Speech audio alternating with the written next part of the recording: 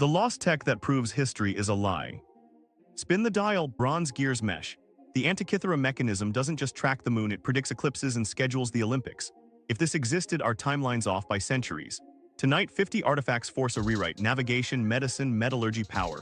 Watch for patterns that repeat across continents with no known contact. We'll tease the surgical skulls that healed, stones that look heat-softened, and a cluster of jars that behave like batteries. Start with ancient computing, then jump to ancient power. You'll see the latter appear where textbooks leave gaps. Start with machines that shouldn't exist, then scale up to entire infrastructures.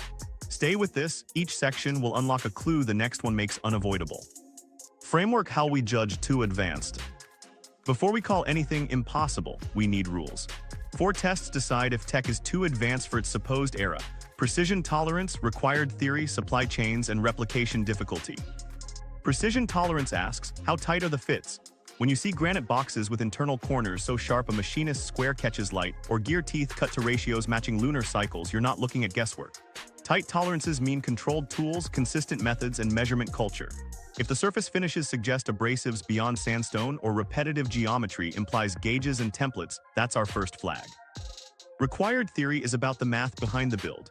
You don't stumble into differential gearing that tracks the variable speed of the moon unless you understand cycles, ratios, and error propagation. You don't design inverted siphons and multi-arch aqueducts without pressure math. If the artifact encodes a model, astronomical, hydraulic, optical, that demands abstraction the era supposedly lacks, we mark it. Supply chains are the hidden skeleton. A single perfect alloy ingot implies prospecting, smelting, controlled atmospheres, and standardization. Roman concrete that self-heals in seawater means systematic sourcing of pozzolans, lime production, mixing protocols, and a labor force trained to repeat it at scale. If the object hints at networks, mines, quarries, kiln sites, workshops, apprenticeship pipelines that aren't documented, the object outruns its context. Replication difficulty is our sanity check. Can modern tools reproduce it easily? If yes, maybe it's clever craftsmanship. If no, if we struggle to match a Wootz blade's microstructure without precise thermal cycling, or we can't move a 1,000-ton block without enormous modern rigs, that gap matters. It doesn't prove mystery tech, it proves lost process knowledge. Now baseline the ladder. Every era knows some things: Stone Age, lithics, fibers, fire control; Bronze Age, casting, simple alloys, early measurement; Iron Age, harder tools, improved logistics, more complex machines. If an artifact implies knowledge leaps ahead, say chrome-treated bronze weapons resisting corrosion 2 millennia early, our ladder's missing rungs. We also track clusters. Anomalies stack near trade hubs, deserts, and quarries. Trade hubs move ideas with materials. Deserts preserve organics, wood, and plaster that rot elsewhere. Quarries archive tool marks and logistics. When you see precision masonry plus advanced water management in the same region, you're likely staring at an entire tech stack, not a one-off. Let's clear the noise. Hoaxes get filtered by context. If a device shows up with no matching debris layer, no slag, broken parts, or workshop waste, be cautious. Misdated finds happen. We cross-check stratigraphy, radiocarbon on associated organics, and inscriptions.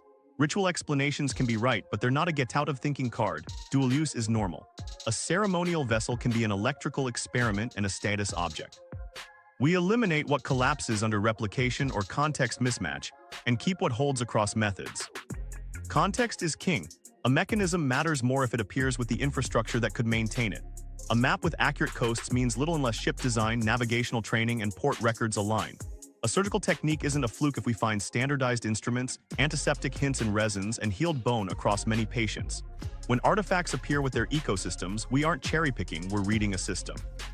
Here's the logic thread we'll use throughout. An advanced artifact appears, therefore missing steps must exist.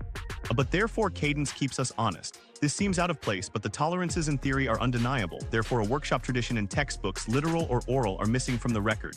This reservoir design seems too clever, but the silt traps and maintenance channels repeat across valleys, therefore engineers taught engineers. Keep that cadence in mind. It's the mental checklist that will keep snapping into place as we go. Our pattern watch stays live. We'll look for precision implying metalworking mastery and math literacy. We'll flag low-voltage experiments clustering around artisans and priests. We'll note nanoscale effects in glass and steel created without modern language but with consistent recipes. And we'll keep asking the 30-second question: would you keep watching if the pattern didn't build? If not, we escalate: new links, broken rules, or a reveal that reframes previous clips. With rules set, let's hit the machines, then the power that fed them. Machines that shouldn't exist: calculation, bearings, and precision.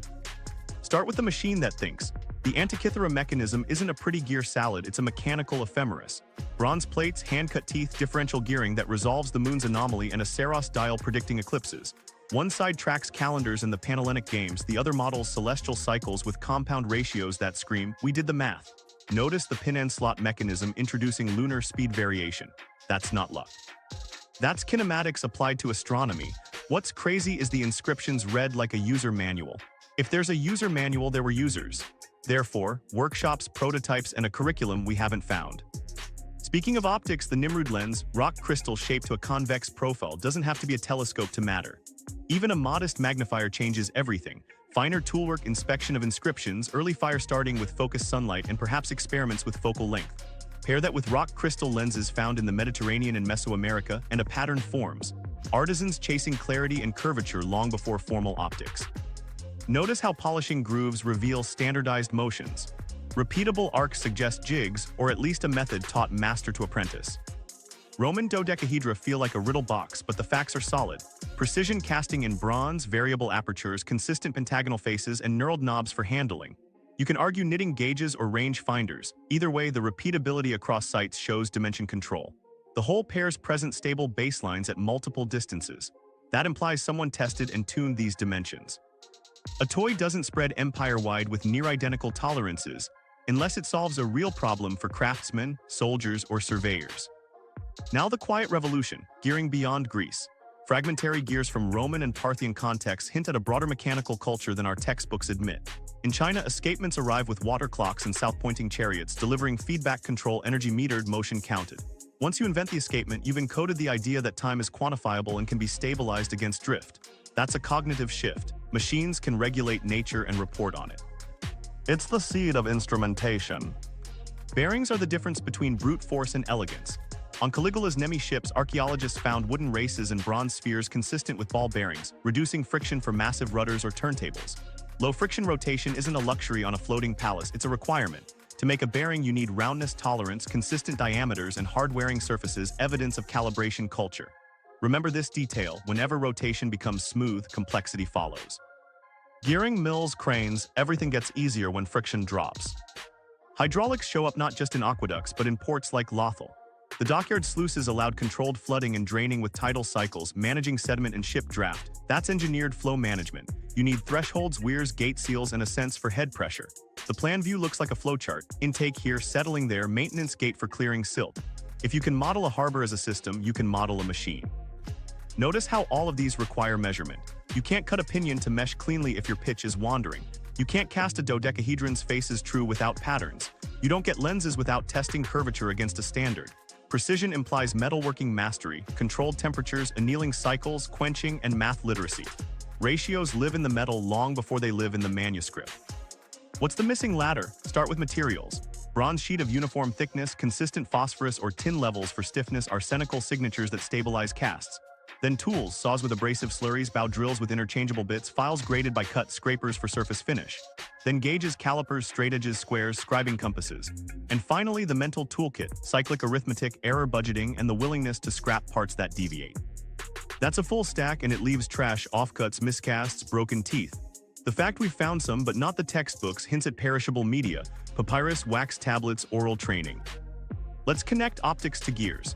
Once magnification enters a workshop, inspection improves.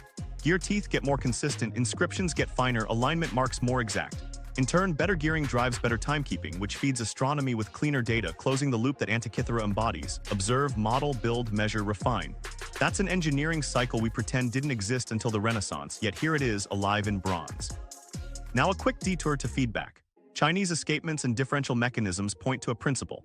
When mechanisms correct themselves, humans trust them more. A water clock that compensates for head pressure drift by using a regulator bowl is already doing control theory without equations.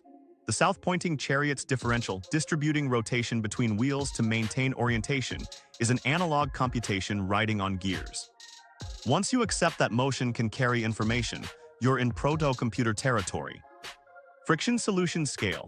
The Nemi bearings echo in millstones with lubricated pivots, in turntables for heavy statuary, and crane pulleys with bronze bushings. Reduced friction means less wear, which means longer maintenance cycles. That demands lubricants, animal fats, plant oils, pitch blends, and storage protocols to keep them pure. Again, supply chains, apothecaries for oils, foundries for bronze, carpenters for housing, scribes to track parts. Hydraulic control at Lothal links to sluice gates in Roman and Persian works, but here it's maritime. Saltwater eats everything. So you find evidence of bitumen coatings, wood species chosen for tannins, and joinery that swells to seal when wet. That's materials science wrapped in carpentry. It also foreshadows later inverted siphons. Once you treat water as a force you can trap, meter, and release, you stop fearing terrain and start designing through it. Let's address the skeptic voice. Could all this be isolated brilliance? Some sure. But isolated brilliance doesn't replicate across regions with consistent tolerances. When you see similar dodecahedra across the empire, when lenses crop up in multiple contexts, when gearing proliferates from timekeeping to navigation analogs, you're not seeing one genius, you're seeing guild knowledge. Crafts travel with people and people follow contracts. Trade hubs carry techniques as cargo. Here's the pattern solidifying. These machines sit at the intersection of accurate measurement and clever motion. The math isn't decorative, it's embodied in tooth counts, hole diameters, and sluice depths. The metal isn't symbolic, it's alloyed for properties that match the job. The wood is chosen for grain, the stones for abrasion behavior. Each artifact is a page from a missing manual, and together they read like a course in applied mechanics. Okay, this next shift matters. If they could build moving mines, gear trains that predict the sky, bearings that float heavy loads, sluices that tame tides, what powered the experiments that trained those hands? Static, galvanic, magnetic, the subtle forces you feel before you can name them. Power's nothing without control, but control means nothing without power. If low-voltage tricks lived in workshops and temples, they'd leave faint fingerprints the way these machines did. Thin coatings, strange jars, magnetized stones. If they could build moving mines, what powered them? Hold that question. By the end of this section, you'll see how faint signals become working tools. Let's talk electricity and fields. Power before power, batteries, static, and possible galvanic tech. Start with a jar that behaves like a circuit. In Parthian layers near modern Baghdad, archaeologists pulled terracotta vessels with bitumen stoppers, a rolled copper cylinder, and an iron rod down the middle. Fill the gap with an acidic electrolyte, wine, vinegar, lemon juice, and you get a few tenths of a volt. Not much, but stack 10 and you feel the bite. The pattern to watch. These show up near artisan quarters where metalsmiths worked dyes, gilding, and delicate finishes. Low voltage is useless for lighting a city, but perfect for chemistry. What would they do with it? Think surface transformation. Electroplating needs steady current and a conductive bath.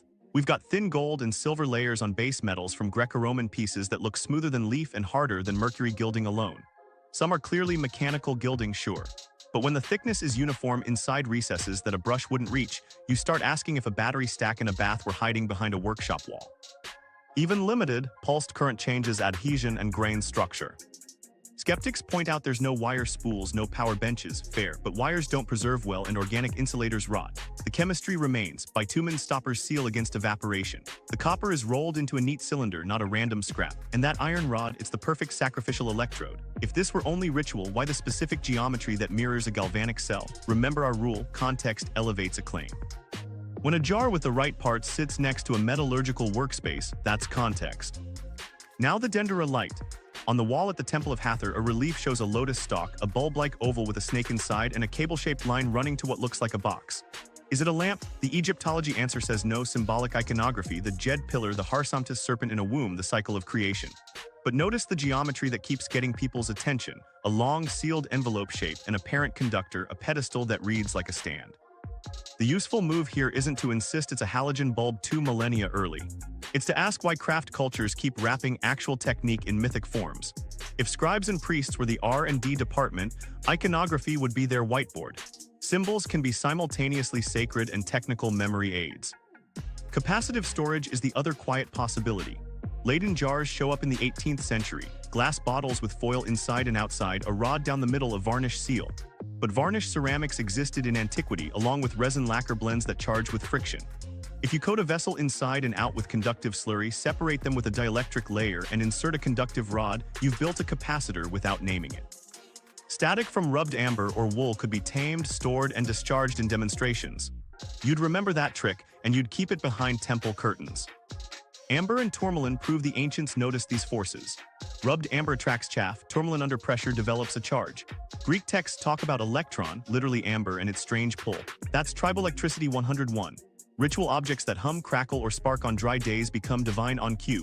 Priests aren't just showmen, they're experimenters with access to rare materials, dry enclosed spaces, and uninterrupted time to iterate. Notice how many of these materials, amber, resins, varnishes, live in the same supply chains as incense and lacquerware. Magnetite lodestones close the loop with magnetism. The earliest written compasses in China are Han and later, but magnetized spoons and floating needles likely predate the manuals. A lodestone aligns itself with Earth's field, put it on a friction-reduced surface and you've built a direction finder. Combine that with sun shadows and star paths and you have redundancy for navigation. In the Mediterranean, mariners talked about fish that point north long before precise descriptions of compasses spread. That suggests the trick existed in pockets, transmitted via guilds and guarded as commercial advantage. What's crazy is how all of this clusters around artisans and priests, the same people who control pigments, oils, alloys, and calendars. Low-voltage experiments don't require power plants, they require controlled spaces, careful hands, and patience. That's temple labs, that's goldsmith benches, that's workshops where a master can say, "Don't touch that jar, it bites," and an apprentice learns by sting and story. Let's hit use cases with replication in mind. Electroplating. Even if full plating didn't happen, electrocleaning of tarnished surfaces is trivial with a weak cell. You can reduce oxides and improve adhesion before applying leaf, producing smoother finishes that age differently. Medicine. Galvanic shocks can stimulate muscle dull pain briefly or serve as diagnostic theater. Ancient texts mention torpedo fish used as numbing agents for surgery and gout. That's bioelectric anesthesia. If you can harness a fish, a jar's a logical experiment. Inks and etches are another lane. Acid and electricity together etch metals faster and cleaner than acid alone. An artisan discovering that certain baths eat designs with less effort would keep the recipe. The language wouldn't be Faraday's, it would be kitchen talk. Sharp water, living copper, tired iron. That lines up with recipes in alchemical texts that describe behavior before theory, outcomes first, models later. Now the limits, no evidence of grid-scale power. No filaments, no rotary generators. We aren't rewriting history to say there was a hidden Edison. But the presence of galvanic cells, triboelectric tricks, and magnetism literacy means the cognitive door to electricity was already cracked open. When later scientists systematized, they had a pile of folk experiments to harvest. That's how knowledge actually moves, from benches and altars to books. Tie this back to materials.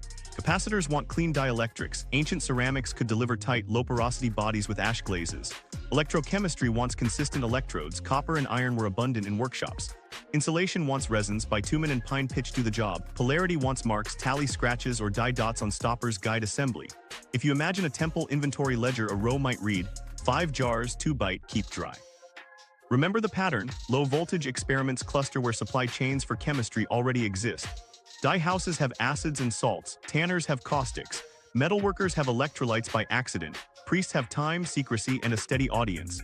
That ecosystem explains why the battery cluster shows up as rumor and residue rather than as a single grand machine. What about the showmanship angle? Demonstrations drive belief and funding. A priest who can make straw leap from a distance or a ring tingle on command gets patrons. An artisan who can fix a client's tarnished silver overnight with a hidden bath gets repeat business. These incentives create micro-innovations that spread via apprenticeships, not papyrus treatises. When collapse hits, those lines snap. The tricks become myth until someone rediscovers the recipe. Skeptic interlude. Could the Baghdad jars be merely storage for scrolls or sacred oils? Possibly, some where context varies.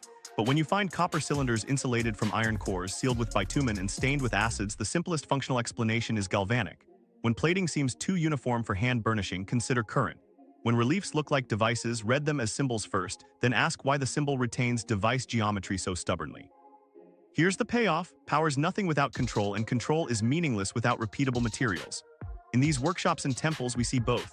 Jars that can store a trickle, stones that point to the unseen, resins that hold charge, and artisans who know how to coax behavior from matter.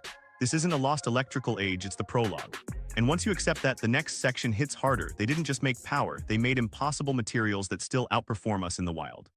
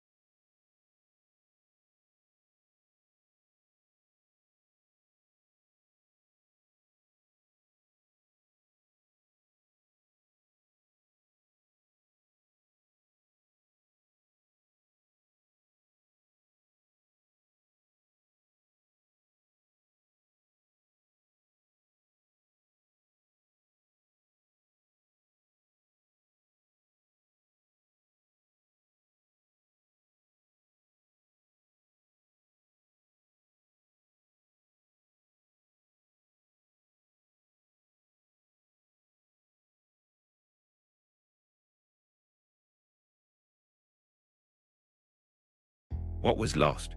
Western vulnerabilities and the quiet costs. The ledger wasn't one-sided.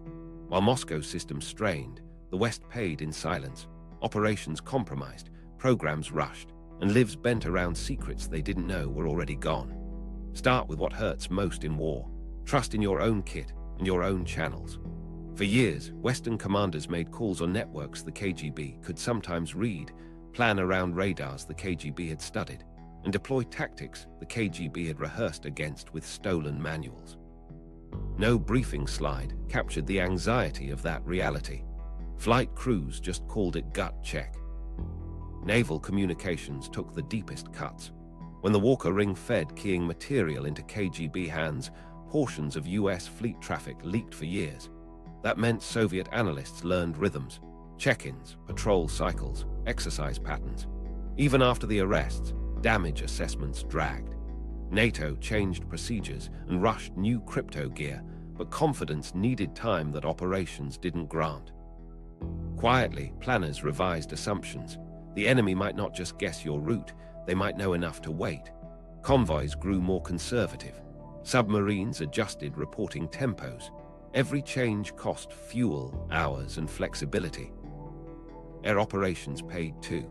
Each stolen ECM supplement, each radar emission table lifted from a depot or contractor had a downstream cost. Crews flew jammers that the other side had modeled. Tactics that once could surprise now had to be layered and sequenced with more caution. The effect wasn't visible in headlines. It showed in timelines. Longer suppression windows, extra sorties, more tanker demand. An air wing can do that for a month. A war asks for months. Industrial controls hid another bill. Power systems, pipelines, and factory automation relied on vendors and integrators spread across continents. Directorate T mapped those networks to spot where military and civilian tech overlapped. Theft of SCADA protocols and vendor maintenance packs meant the Soviets could understand, and sometimes anticipate, the shape of Western infrastructure resilience. It also meant the West lost its monopoly on recovering fast from sabotage. When the pipeline poison pill idea surfaced, it came with a mirror. If you concede flaws there, they concede flaws here. Engineers lost sleep over firmware they didn't write, running on machines they didn't truly own. Diplomatic cables carried the human side of vulnerability. Embassy bugs, compromised cipher machines, and penetrated code rooms meant ambassadors sometimes negotiated through a veil the other side could lift. That shaped tone and timing. If you suspect your message is read, you write differently. You hedge. Allies sense the hedging and grow careful themselves. Trust thins across a table nobody sees. The public hears a bland press conference. The private cost is a missed chance to speak plainly when it could have mattered. Economically, the West paid twice, once to invent and again to leapfrog what it feared was already compromised. R&D duplication became a quiet tax. Programs accelerated not just for capability, but to outpace theft. A radar upgrade scheduled for 3 years out moved to 18 months. That pulls engineers from other projects, raises error rates, and bloats budgets. Export control tightened, dragging companies into compliance regimes that slowed legitimate trade and seeded resentment in sectors that weren't used to security clearance logic. Small firms, the ones who make odd parts and clever software, struggled under audits and paperwork. Some stopped selling abroad. Some left defense work altogether. The human ledger is heavier. Assets recruited inside the Soviet system were exposed by betrayals Western services didn't see coming. Aldrich Ames and later Robert Hansen weren't in this story by name yet, but their shadows fell across it. Sources went silent, then to prison, then to grave. Case officers carried those names like stones. On the other side, Western engineers and technicians who thought they were sharing harmless details found themselves under investigation, or in court, or cut off from careers. A family's mortgage can hang on whether a drawing in a briefcase crossed a line someone else drew late. Careers shattered inside services too. Mole hunts don't just catch moles, they eat confidence. Teams that should have been running operations ran internal checks. Analysts who needed context got fragments with origin labels blacked out. That made bad calls likelier and brave calls rarer. Some officers never recovered their footing after false suspicion. Others did their best work under surveillance they could feel, not see. That drag isn't a budget item, but it empties a room of risk-takers when you need them. Programs took direct hits. Naval quieting schedules shifted because Toshiba Kongsberg's Fallout forced retuning. Suites iterated faster to answer Soviet adaptations. Satellite programs hardened against ground compromise. More secure uplinks, tighter keys, walled-off contractor teams. All necessary, all costly. When a project manager has to choose between capability and security timeline, he learns quickly that the wrong choice can kill people. He also learns the right choice can stall a fleet. Strategic misreads piled in the gaps between stolen snippets and leaked poison. Western analysts sometimes overestimated Soviet integration because the specs looked good on paper. That led to conservative planning, which is safer in war and expensive in peace. Other times, disinformation fed to Line X boomeranged. When Soviet reports reflected bait the West had planted, both sides drowned in analytic noise. Politicians asked for clarity. Intelligence chiefs delivered ranges and caveats. The cost was political capital, trust between elected officials and the people who brief them. That trust is a weapon too, and it dulled. Look at micro moments. A Royal Navy officer walked into a comms shack at dawn and found a safe open, a junior rating asleep, the week's keying list folded wrong. No breach, just fallible humans, and a reminder that the hole is always where the habit lives. A West German engineer took a call from a trade consultant, and for a minute thought about his student loans before hanging up and calling security. He spent the next year watching his colleagues wonder if he'd been the leak. An American attaché in a European capital typed a cable on a machine he didn't fully trust, softened a phrase, and carried that regret for 20 years. Allies bore quiet costs too. Expulsions after farewell hit European capitals hardest. Trade shows tightened badges and lost deals. Small countries felt caught between Washington's pressure and Moscow's charm. Some bristled at being told their export reviews were weak. Some knew it was true and lacked resources to change fast. The KGB exploited that space, widening cracks with polite invitations and cash. Culture took a bruise. In Silicon Valley and other tech hubs, cooperation with government turned from Cold War duty into an argument. Engineers asked why they should carry security burdens for a risk they didn't create. Some stepped up.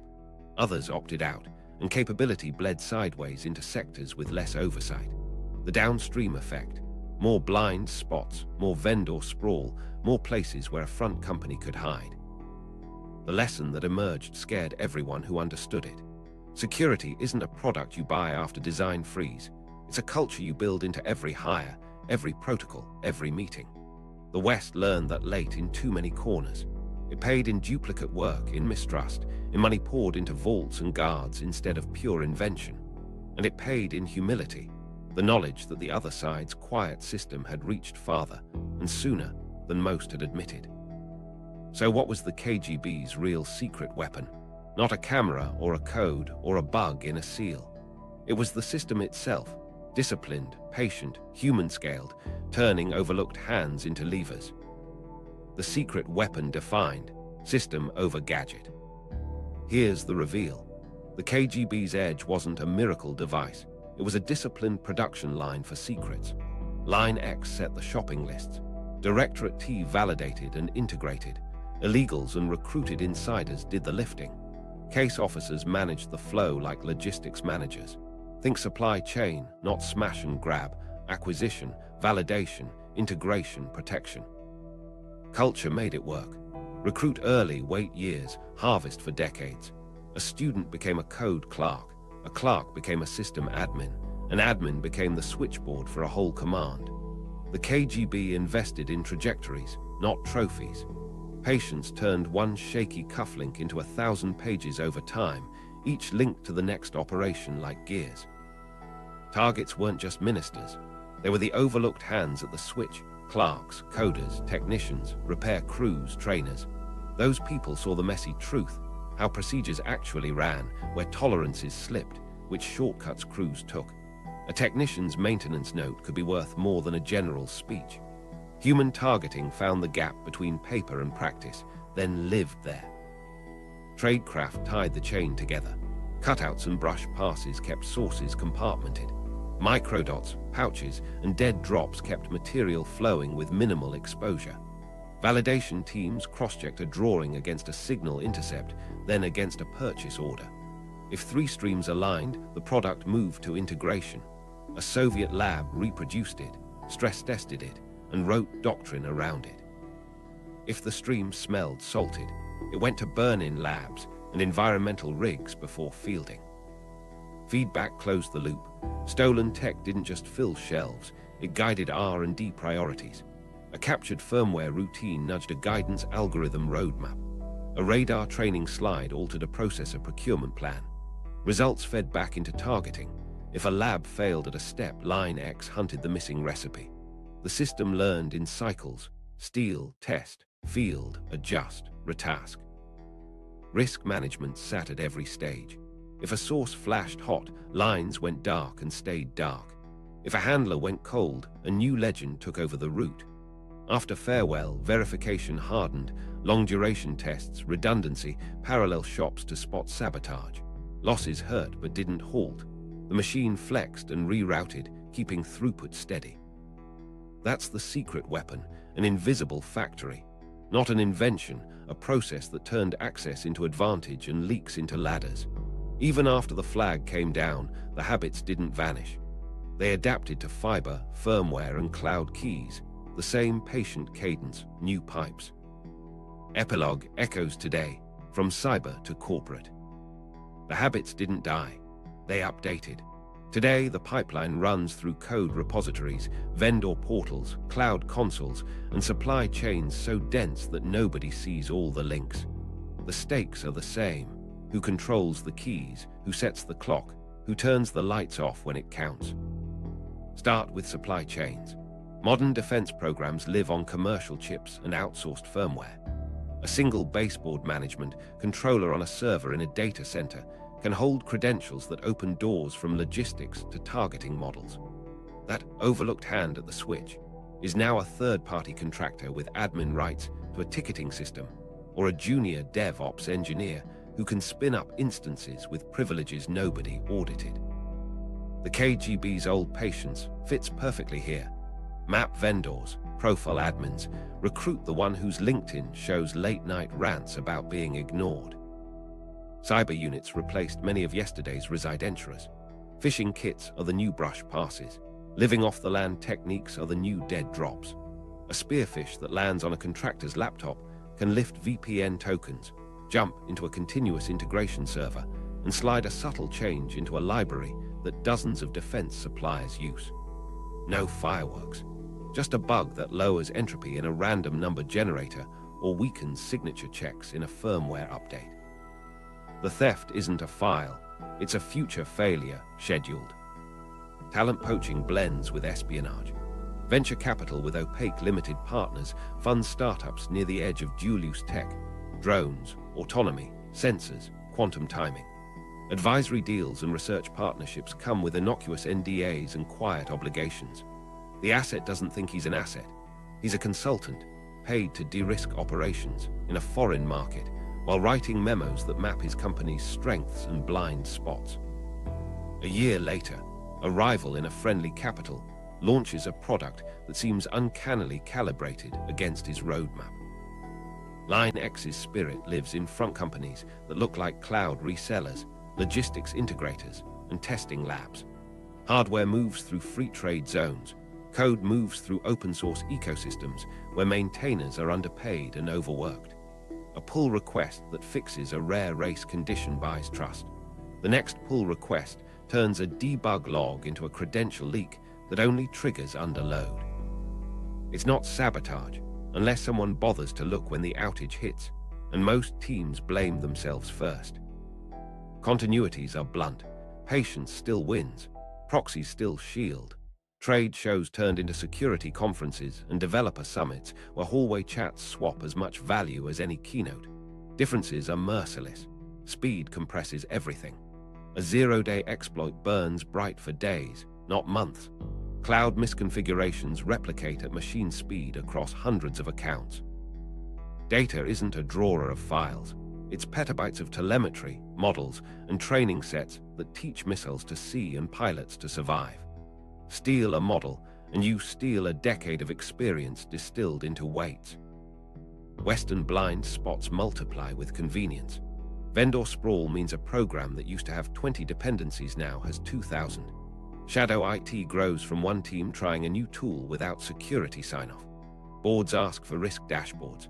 CISOs give them colors and caveats. Meanwhile, procurement departments squeeze on price and speed, selecting vendors that promise delivery tomorrow with near-identical capability. That phrase should chill everyone who remembers how near-truths worked. Micro-stories bridge eras. A help desk tech, proud of solving tickets fast, resets a password for a traveling executive after a convincing voice call. That single MFA bypass opens a mail archive that contains a spreadsheet of API keys. Across town, a graduate researcher shares pre-trained weights with a collaborator for a joint paper. A clause in the collaboration agreement lets the other lab reuse derivatives freely. 6 months later, a drone over a desert behaves like it learned from that model. In a suburban office park, a firmware engineer accepts a LinkedIn message offering a fee for reviewing a generic bootloader. She returns comments, paid via a crypto wallet. 2 versions later, the bootloader shows up in an overseas router with a curious debug path intact. Governments respond, but unevenly. Export controls morph into lists of emerging and foundational technologies, while regulators chase yesterday's definitions. Cloud sovereignty rules collide with multinational project realities. Lawmakers demand supply chain transparency. Integrators present diagrams that are accurate and incomplete at the same time. Intelligence services seed deception again. Fake datasets, canary tokens, telemetry that fingerprints thieves. But deception is harder when stolen code runs in the thief's own cloud and never touches a border post. Allies strain under the old pressures in new clothes. A startup in one country lands a defense contract in another, then finds its largest investor tied to a fund in a jurisdiction with active collection priorities. Do they divest? Do they firewall the investor? Who pays for the lost runway? Meanwhile, public-private cooperation hinges on trust that sours fast if companies feel exposed in headlines after quiet cooperation. The fix requires culture, not memos. Security built into sprint planning, vendors audited as rigorously as primes, red teams granted room to break things before adversaries do. The takeaway is uncomfortable but clear. History's playbook didn't retire, it pushed a software update. The same system logic: recruit trajectories, target access nodes, validate, integrate, protect, runs in a world where access nodes are API gateways and trajectories are careers that move from grad lab to unicorn to defense prime in 5 years. The answer isn't nostalgia for higher fences. It's discipline, keys rotated and scoped, logs kept and read, dependencies mapped and minimized, people trained to see the flattery that comes with a hook. One last thought before we close. The question that started in a burning flat in Vienna still hangs over bright server rooms and quiet kitchens where laptops glow at 2 a.m. when the moment comes. A link clicked, a call answered, a file shared. Does the system you live in make the easy choice the safe one? Or does it wait for a culture you don't have to save you from a habit you haven't changed? Resolution and broader meaning. Espionage didn't win the Cold War, but it rewired it. That wiring still runs through our factories, clouds, and habits. If this story raised your guard, there's more. Subscribe and don't miss our next chapter on today's tech theft pipelines, from venture deals to firmware backdoors. And if you want to see how these lessons collide with the battlefield, watch the deep dive on the F-35 versus drone swarms linked here. What's already in the wrong hands? The 3 smoking guns. Start with the device that shouldn't exist without a bookshelf behind it. The Antikythera mechanism jumps too many rungs at once. Differential gearing that models the moon's anomaly, a Saros dial for eclipses, inscriptions that function like a user guide. You don't get there by inspired guess. You need a culture of tooth counts, pin and slot kinematics, and error budgeting. Therefore, missing intermediates, wooden prototypes, simpler calendars, failed trains once filled a workshop's scrap bin. The object is a late chapter ripped from a longer textbook. A record kept the metal, lost the manuals. Counterpoints say one-off, Hellenistic curiosity, or lucky salvage. But the lettering density, the dial labeling, and the didactic tone push back. This was meant to be used, taught, and repaired. Its existence implies an economy that could afford bronze sheet, trained cutters, and clients who valued prediction enough to pay. A lone genius doesn't engrave instructions. A guild does. Now the stone that forces logistics onto the table, Baalbek's trilithon. Weighing in the high hundreds of tons, seated to tight margins with sister blocks larger still at the quarry mouth. The physics isn't magic, the scale is punishing. To move and place those blocks, you either field synchronized capstan teams, composite sledges, lubricated trackways, and cribbing regimes, or you've got a lifting chemistry or compound we haven't reproduced at city scale. Either path demands planning artifacts, survey marks, trial pads, standardized rope, and a command structure that treats each lift like a campaign. The podium's uniform course heights and witness ticks say process, not miracle. Skeptics argue Romans stacked later, misread context, or inflated weights. Even shaved down, the numbers don't relax enough to fit casual rigs, and the partially dressed monster at the quarry is a time capsule of method, undercut sequences, bedding exploitation, and error margins visible in stone. It tells you this wasn't a fantasy project. It was an active pipeline paused mid-step. Finally, the skulls that refuse the primitive label. Trepanation with healed margins across cultures indicates repeatable protocols. Controlled scraping or perforation, protection of the dura, antiseptic dressings, and disciplined aftercare. Survival rates make sense only if practitioners selected patients, sterilized tools with heat or alcohol, and managed infection with resins, honey, and clean bandaging. That's outcomes science. You don't iterate to those numbers without feedback loops, case memory, and training lines. The counterplay sympathetic magic, tribal right, misses the healed bone. Symbolism can coexist with technique, but healed rims and standardized openings argue for technique first. One good recovery is luck, many are curriculum. Here's why these three pin the thesis. Each demands invisible ladders. Antikythera demands a math mechanics archive. Baalbek demands industrial logistics and materials doctrine. Trepanation demands clinical standards. Misdating and contamination don't erase patterns that recur with tolerances, process scars, and patient outcomes. Therefore, timelines aren't wrong, they're redacted by loss and bias. Let's finish with the full list, rapid fire, watch the pattern lock in. The full 50, rapid fire compendium with micro patterns. You saw the ladders forming, now lock the pattern with 50 snapshots. No fluff, just what to watch and why it matters. Antikythera mechanism, a mechanical ephemeris with differential gears and a pin and slot lunar anomaly. Inscriptions read like a lesson plan. Pattern, theory embodied in bronze, not parchment. Roman dodecahedra, precision cast bronze with paired apertures, whether range finder or textile gauge, standardized tolerances scream measurement culture. Pattern, gauges as quiet infrastructure. Nemi ship bearings, bronze balls and races reduce friction on floating palaces. Smooth rotation births complexity. Pattern, friction control unlocks scale. Nimrud lens, rock crystal magnifier enabling inspection, fire starting, and early optics practice. Polishing grooves imply jigs. Pattern, optics seed precision. Pieri rise map, composite coastline built from disciplined pilotage. Room line logic without clocks. Pattern, networks beat single instruments. Polynesian stick charts, wave interference encoded in palm ribs. Navigation compiled into bodies. Pattern, analog computing in wetware. Viking sunstones, polarization equalization to find the sun through clouds. Pattern, physics hacked by eye. South-pointing chariot, differential gearing preserving heading on land. Pattern, motion carrying information. Baghdad batteries jar copper iron acid weak galvanic cell beside metal workshops. Pattern, chemistry nudged by current. Electroplating traces, thin uniform noble layers in recesses hint at assisted deposition. Pattern, low voltage craft tricks. Dendera light, symbol first but device-like geometry persists. Pattern, sacred iconography as mnemonic for technique. Laden-like jars, varnished vessels and conductive films equal primitive capacitors. Pattern, static tamed into repeatable DMOS. Loadstones, magnetized tools for direction and divination. Pattern, magnetism literacy before manuals. Roman concrete, hot lime clasts and pozzolans that self-heal in seawater. Pattern, geochemistry as design partner. Wootz steel, crucible carbides and trace element windows yielding edge and toughness. Pattern, microstructure tuned by ritualized process. Lycurgus cup, gold-silver nanoparticles driving dichroic color.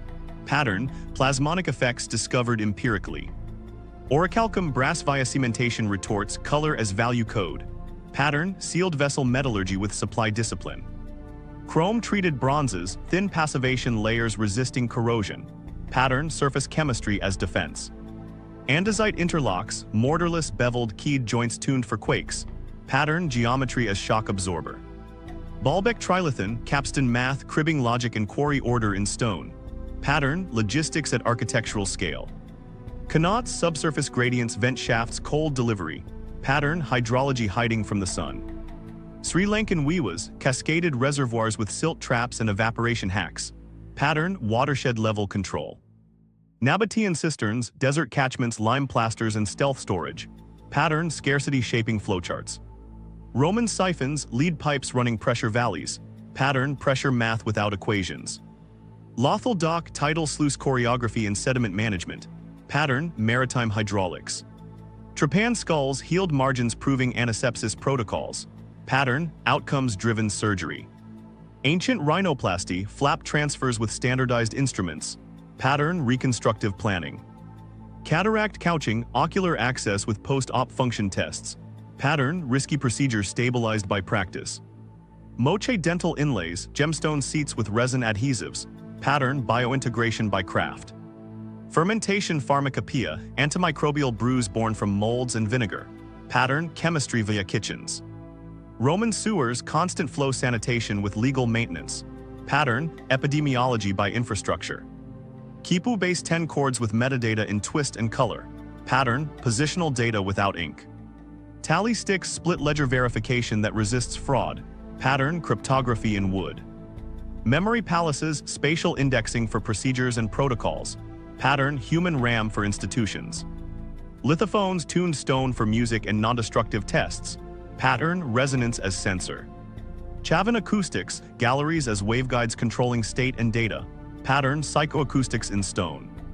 Greek fire, pressure plumbing plus sticky fuel chemistry.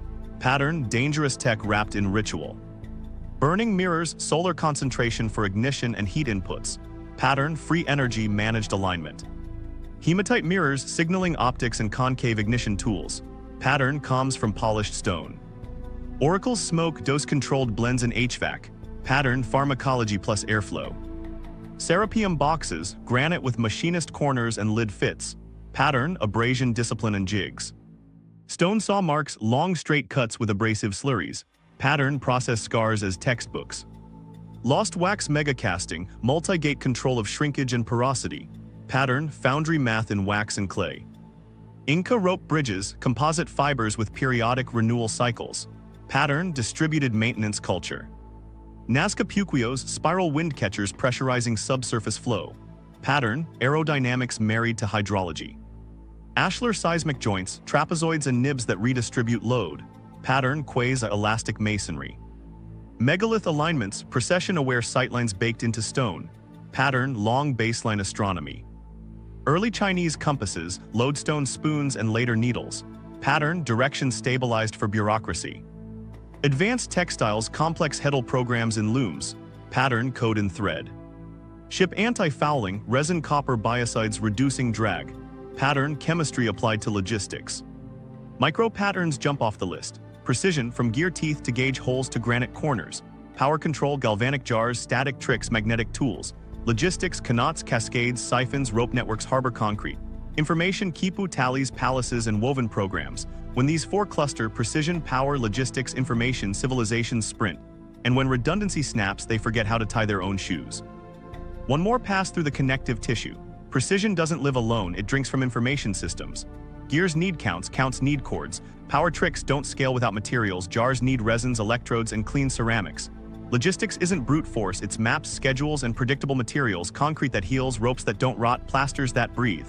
Information rides on trust, seals, splits, and mnemonics police the ledger. Also note the teaching fingerprints. Repeatable tolerances across empires say guilds moved. Identical vent geometries and mirrored acoustic sweet spots say convergence under constraint.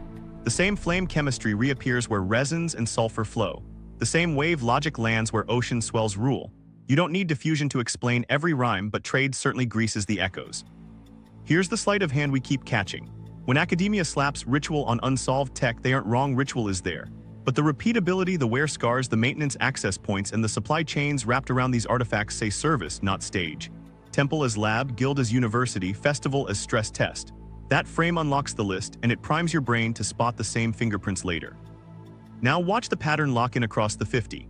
Where we find self-healing concrete, we also find harbors and siphons. Where we find nanoparticle glass, we also find mirror signaling and precision optics. Where we find ball bearings, we also find gear logic and navigation analogs. Where we find trepanation protocols, we also find sewers, pharmacies, and instrument kits. It's a tech stack, not a toy chest.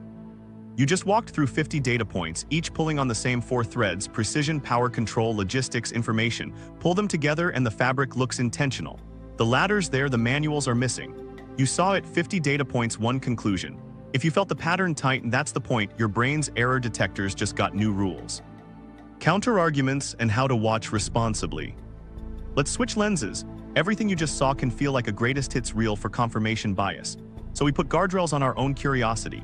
First, contamination. Modern tools, conservation coatings, and site mixing can fake signals. We look for multi-layer context, stratigraphy, associated organics, and matching debris fields. If a battery jar shows acid residues but sits alone in a ritual cache with no metalworking waste, we downrank it. If chrome traces appear on one weapon but the armory lacks consistent treatment, we call anomaly, not process. Second, misdating. Floods and burials scramble layers. We cross-check dates with multiple methods: radiocarbon on short-lived organics, thermoluminescence on fired clays, dendro when wood survives, epigraphy when text exists. We accept uncertainty ranges, not single-point bravado. If an object style disagrees with its layer, we ask why. Heirloom, fill material, looting. The boring answers are likelier than aliens. Third, cherry-picking. 50 artifacts across millennia invite narrative stitching. We fight that by asking for ecosystems. Does each example drag supply chains, waste, repairs, and teaching fingerprints? If not, it can be fascinating without carrying the thesis. We also invite counterexamples. For every precision stone joint, there are rough walls next door. For every surgical wind, there's a graveyard. Variation is healthy, perfection across the board is the red flag. Fourth, ritual as dismissal. Ceremonial is a placeholder, not a conclusion. Dual use is normal. We test by asking, does the thing behave consistently like a tool? Are there wear patterns, maintenance, access, and standardized dimensions? If yes, it earned a technical reading alongside symbolism. If not, we keep it in the maybe box without selling it as proof. Fifth, replication. Our standard is simple. Could we reproduce it with plausible ancient constraints? Not just the output, but the workflow, fuel budgets, manpower, tool wear, repair cycles. If modern shops can only match with exotic abrasives, CNC, or rare alloys, that suggests lost process knowledge, not extraterrestrial handouts. Then we try downscaling, partial replications to test the step that breaks. That's where new insight hides. Sixth, narrative gravity. Conspiracy thumbnails reward certainty, good history rewards doubt. We keep the but therefore rhythm alive. This seems advanced, but the context holds, therefore missing steps likely existed. Or this looks flashy, but context fails, therefore it stays intriguing, not dispositive. Humility isn't anti-fun, it's how you keep watching responsibly without turning your brain off. How we validated what made the list. We demanded at least 2 independent lines of evidence: material analysis plus process scars, inscriptions plus performance, distribution plus standardization. We weighted sites with maintenance signatures higher than one-off wonders. We looked for repeated tolerances, not isolated precision. We favored artifacts embedded in infrastructures: docks with sluices and wear, sewers with inspection niches, looms with heddle counts, workshops with slag and miscasts. Spot the missing ladder problem. Sampling bias makes tech look jumpy because wood, leather, fiber, and clay prototypes vanish. We acknowledge that by refusing to draw straight lines between peaks. Instead, we ask, what intermediate would be cheap and perishable? What teaching artifacts would be made of rope and wax? Where would those rot? Then we go look: desert dumps, cave caches, shipwrecks. We watch deserts, shipwreck lidar, quarry residues, slag heaps, dried lake beds, and temple basements for perishable ghosts. What to watch next if you're testing claims at home? Replication channels that publish failures, not just highlight reels. Excavation reports with trench maps and spoil descriptions. Materials papers with micrographs. Ethnographic parallels that show living crafts solving similar constraints. Be allergic to single photo proofs and narration without numbers. Ask, what's the maintenance plan, and where's the trash? One more responsible watching trick: timestamp your certainty. Keep a running note: what do you believe now, why, and what evidence would change your mind? That keeps you from drifting into fandom. Good anomalies survive better questions. Weak ones evaporate under a microscope. Both outcomes are wins. Here's our position after the filter. The pattern holds without shouting. Precision clusters with measurement culture. Low-voltage experiments cluster with artisans and priests. Materials mastery shows nanoscale effects proven by modern lab work. Logistics shows system thinking across water, stone, and movement. Information systems underwrite all of it with redundancy and verification. You don't need a grand cover-up. You need a messy world where knowledge accumulates, then resets, and the record keeps the durable parts while the instructions walk off in someone's head. So what's the real takeaway? The throughline's simple. Humans keep solving the same hard problems with precision, power control, logistics, and information, then losing the manual when pipelines snap. If you want sources, replications, and the deeper math, subscribe now and watch the Antikythera gear breakdown next, then the Baalbek logistics lab test. Drop a comment with the artifact we missed and where to dig next. Your lead might be the next puzzle piece. And yes, we read every lid because one of you always has the missing rung.